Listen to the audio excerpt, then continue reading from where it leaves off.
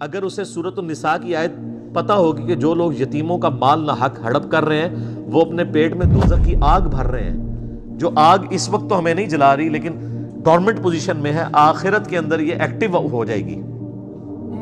تو ڈاکٹر اسرار صاحب اکثر کہا کرتے تھے رحمہ اللہ تعالی کہ جو دنیا میں صرف مورل لاز جو ہے وہ ایسے ہیں جو ایکٹیو نہیں ہیں، فزیکل لاز سارے ایکٹیو ہیں۔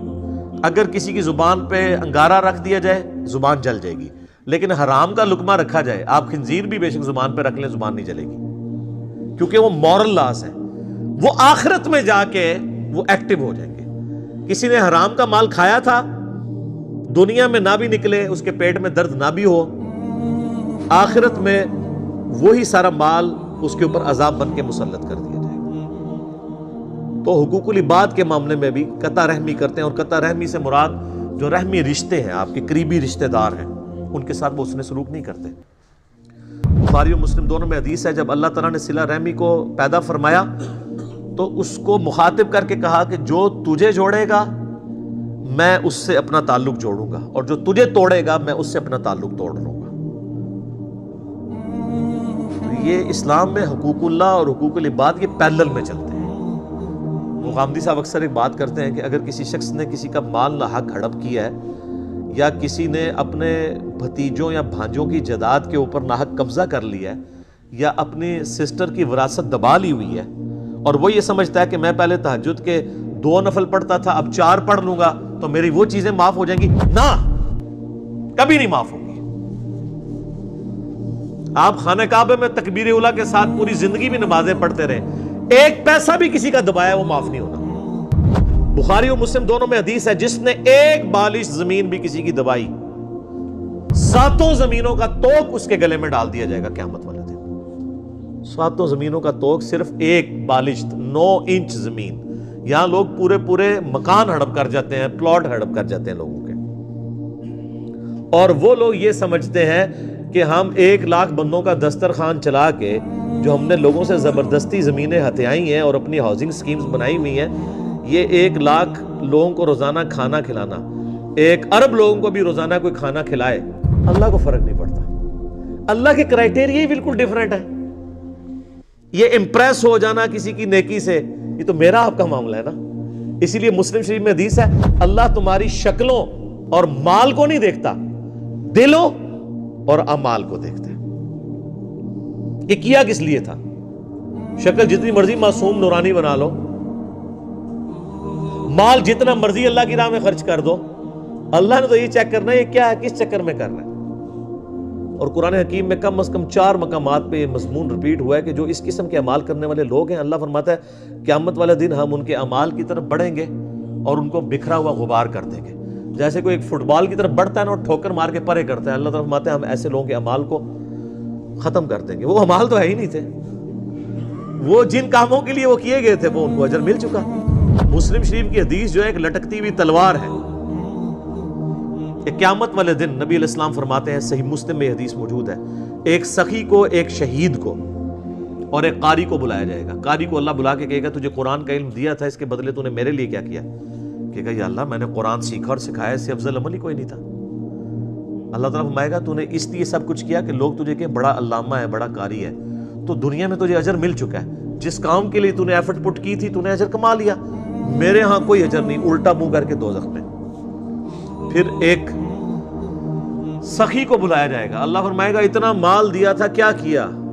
کہے گا یا اللہ میرے دسترخوان چلتے تھے، غریبوں کو بانٹتا تھا، میں آئے دن میں سیلاب کے اندر جا کے میں وہ چیک کاٹ کے دیا کرتا تھا، کتنے لوگوں کا خرچہ میں نے اٹھایا ہوا تھا۔ اللہ تعالیٰ فرمائے گا یہ تو نے سب کچھ اس لیے کہ کیا لوگ تجھے کہیں بڑا سخی ہے، بڑا اللہ کی راہ میں خرچ کرنے والا ہے، تو لوگوں نے خوب تیری تعریف کی ہے نا دنیا میں، تو بس یہی اجر تھا، میرے پاس کوئی اجر نہیں اب تیرے لیے، الٹا منہ کر کے دوزخ میں۔ اللہ کی آپ غیرت دیکھیں کہ اللہ تعالیٰ کسی نیک عمل کو بھی قبول کرنے کے لیے تیار نہیں ہے اگر خالصتاً اس کے لیے نہ ہوا۔ اللہ بڑا ڈاڈا ہے، کتابوں کا خدا اور ہے اور بابوں کا خدا اور، یہ کتابوں کا خدا ہے۔ مسند احمد میں حدیث ہے، جس نے دکھلاوے کے لیے نماز پڑھی اس نے شرک کیا، پڑھی نماز کیا شرک۔ جس نے دکھلاوے کے لیے روزہ رکھا اس نے شرک کیا، اور جس نے دکھلاوے کے لیے صدقہ کیا اس نے بھی شرک کیا۔ اچھا کر رہا نیکی ہے اور الٹا جنہوں کہتے ہیں گاٹے فٹ ہو رہی ہیں، شرک، ریاکاری۔ اور مسلم شریف کی حدیث میں آتا ہے تیسرا وہ لایا جائے گا شہید، تو اللہ تعالیٰ کہے گا تجھے میں نے اچھی صحت دی، سب کچھ دیا، اس کے بدلے تو نے میرے لیے کیا کیا؟ تو کہے گا یا اللہ جان تو تھی، دے دی تجھے سب سے قیمتی چیز اپنی۔ اللہ فرمائے گا تم نے جان اس لیے دی کہ تاکہ لوگ تمہیں بہادر کہیں، تو دنیا میں تمہیں اس تعریف سے نوازا گیا تھا، ہو سکتا ہے مرنے کے بعد میڈلز بھی مل گئے ہوں، میرے پاس کوئی اجر نہیں ہے، الٹا منہ کر کے دوزخ میں۔ یہ اللہ تعالیٰ نے 3 سیمپل بیان کیے ہیں۔ اس انسانیت میں نیک اعمال کے اعتبار سے اس سے بڑا کوئی عمل ہو سکتا ہے کہ کوئی شخص قرآن کا علم سکھاتا ہو، نمبر 2 اللہ نے دولت دی ہو، اللہ کی راہ میں خرچ کرتا ہو، اور نمبر 3 جان بھی اللہ کے لیے دے دے۔ یہ 3 سب سے بڑی نیکیاں ہو سکتی ہیں نا کائنات میں، تو تینوں کا آپ حشر دیکھ لیں تو باقی تو کسی کھاتے کے اندر ہی نہیں آتے۔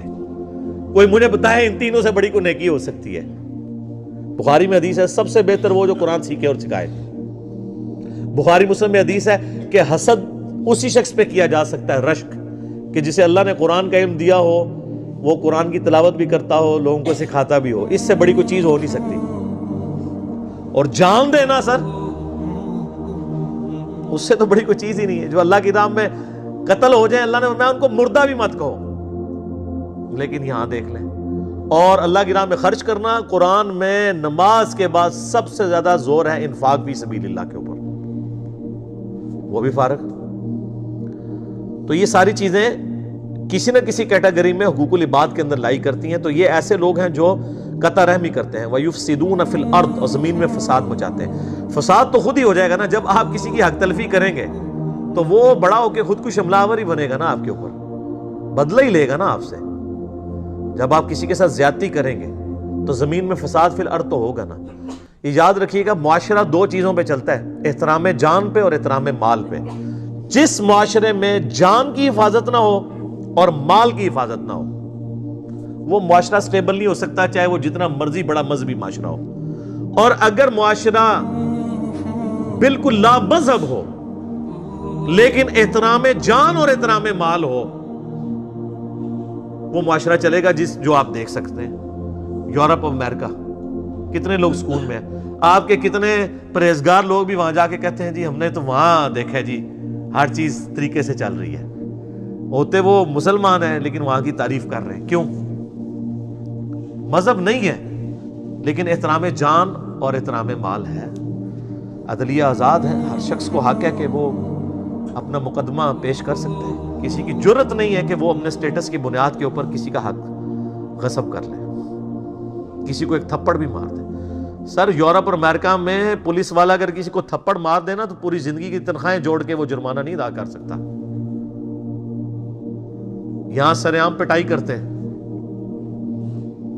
کیونکہ جب تک جوڈیشری میں کیس پروف نہ ہو آپ کسی کو سزا نہیں دے سکتے، اور جب سزا بھی دیں گے تو اتنی دیں گے جتنی جوڈیشری ڈیفائن کرے گی۔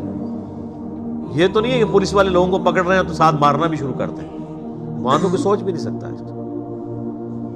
اولئک ھم الخاسرون، ایسے لوگ پھر خسارے میں ہیں۔ بڑی اہم آیت آ رہی ہے، آیت نمبر 28، کیف تکفرون باللہ، تم کیوں کر اللہ کا انکار کر سکتے ہو؟ کیسے کر سکتے ہو اس اللہ کا انکار؟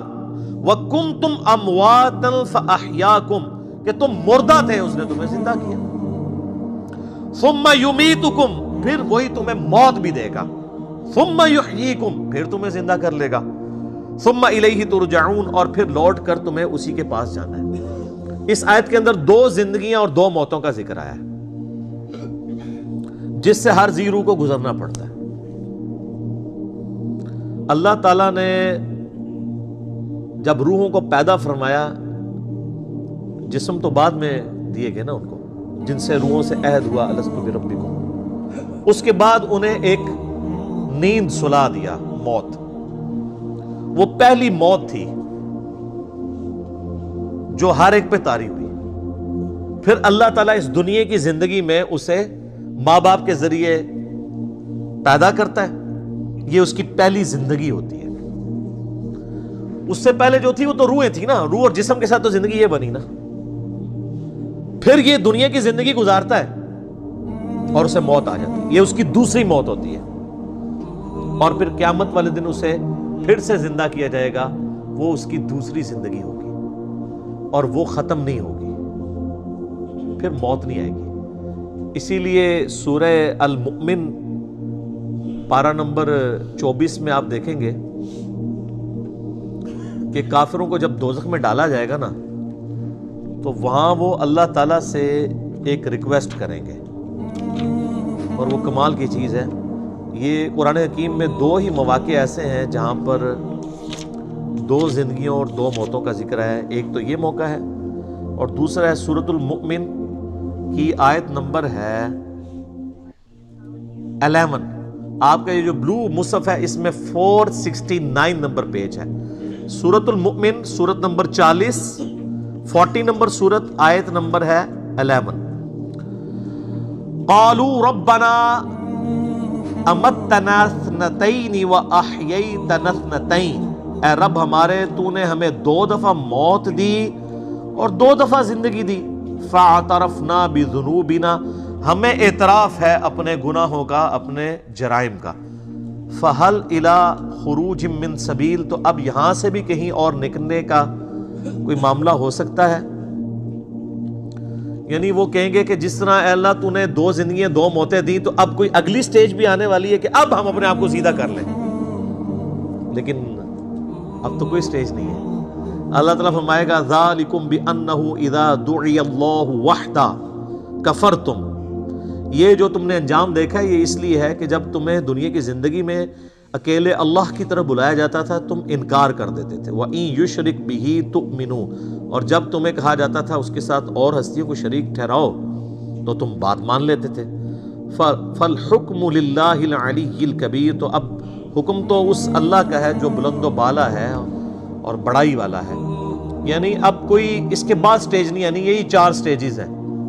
پہلی موت جو اللہ نے ارواح کو سلا دیا، اس کے بعد پہلی زندگی جب جسم دے کے ماں باپ کے ذریعے دنیا میں ظہور ہوا، اور پھر دنیا کی زندگی گزار کے کسی کو جوانی میں موت، کسی کو بڑھاپے میں موت، اور اس کے لیے موڈ کوئی بھی ہو سکتا ہے۔ کوئی ایئر کریش میں مرے گا، کوئی ہارٹ کے فیلئر سے مرے گا، کوئی گردوں کے فیلئر سے مرے گا، کوئی کسی شیر کے منہ میں چلا جائے گا، کوئی روڈ ایکسیڈنٹ میں مر جائے گا۔ ایگزٹ ہر بندے کا اس دنیا سے، تو وہ دوسری موت ہوگی اس کی۔ اور پھر دوسری زندگی ہے قیامت والے دن، جس کے بعد موت نہیں آنی۔ بخاری میں حدیث ہے کہ میدان محشر میں لا کے موت کو مینڈے کی شکل میں ذبح کیا جائے گا۔ جنتی جو ہیں وہ گھبراتے ہوئے جنت کے کنارے آئیں گے، اور دوست کی خوشی کے ساتھ دوزخ کے کنارے آئیں گے کہ شاید ہمیں کوئی نکالا جا رہا ہے، کیونکہ ندا دی جائے گی کہ ایک سرمنی ہو رہی ہے، آ جاؤ دیکھ لو۔ اور وہ سرمنی یہ ہوگی کہ موت کو قتل کیا جائے گا، اور پھر اللہ تعالیٰ کی طرف سے کہا جائے گا کہ اب جو جنت میں خوشخبری ہے ان کو موت نہیں آنی، اور جو دوزخی ہیں ان کے لیے عبرت ہے۔ اب عبرت کیا ہے؟ اب ہمیشہ کی ناکامیاں مقدر ہیں کہ ان پہ بھی موت نہیں آنی۔ تو ان پہ ایسی مایوسی طاری ہوگی جو کبھی طاری نہیں ہوئی ہوگی، کیونکہ اب امید کی آخری کرن بھی ختم ہو گئی نا۔ سورہ الفرقان میں آتا ہے نا کہ وہ موت اللہ طرف مانگے گا، ایک نہیں ہزاروں موتیں آج مانگو، موت نہیں تمہیں آئے گی، کیونکہ موت سے وہ سمجھیں گے کہ معاملہ ٹل جائے تو موت نہیں آئے گی۔ اللہم اجرنا من النار، اللہم من احییتہ منا فاحیی علی الاسلام ومن توفیتہ منا